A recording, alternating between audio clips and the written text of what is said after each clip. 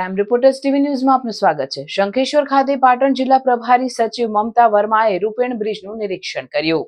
આણંદ જિલ્લાના મુજપુર પાસે આવેલી મહીસાગર નદીનો બ્રિજ ધરાશાય થતા કેટલાય લોકોએ જીવ ગુમાવ્યા હતા અને બ્રિજ તૂટવાની ઘટના બનવાથી ગુજરાતમાં બનેલા બ્રિજોનું સર્વે કરવામાં આવતા ઘણા એવા બ્રિજો ક્ષતિગ્રસ્ત જણાઈ આવ્યા હતા। એવા બ્રિજો ક્ષતિગ્રસ્ત બ્રિજો ચકાસણી કરી જોખમી હોવાથી આવા બ્રિજો પર ભારે વાહનો પસાર થવા ઉપર પ્રતિબંધ ફરમાવ્યો।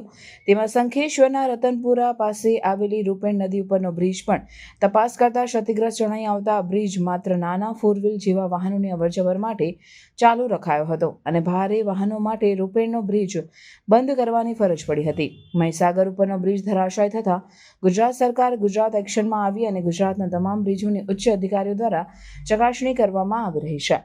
તેમાં રાજ્ય સરકાર દ્વારા જે તે વિસ્તારના જિલ્લા કલેક્ટરો સાથે રાજ્ય સરકારના ઉચ્ચ અધિકારીઓ પણ બ્રિજ ચકાસણીની કામગીરીમાં લાગ્યા છે। તેવામાં ગતરોજ સોમવારે શંખેશ્વર ખાતે પાટણ જિલ્લા પ્રભારી સચિવ મમતા વર્માએ રૂપેણ નદી ઉપર બનેલા બ્રિજનું નિરીક્ષણ કરી જિલ્લા તાલુકાના વહીવટીતંત્રને જરૂરી સૂચનાઓ આપવામાં આવી હતી। આ પ્રસંગે પાટણ જિલ્લા કલેક્ટર તુષાર ભટ્ટ, પોલીસ અધિક્ષક વી.કે. નાઈ, ડીડીઓ માર્ગ મકાન વિભાગના અધિકારીઓ સમી પ્રાંત, શંખેશ્વર મામલતદાર, પોલીસ સ્ટાફ, ટીડીઓ અને જિલ્લા તાલુકાના તમામ શાખાના વહીવટી અધિકારીઓ ઉપસ્થિત રહ્યા હતા।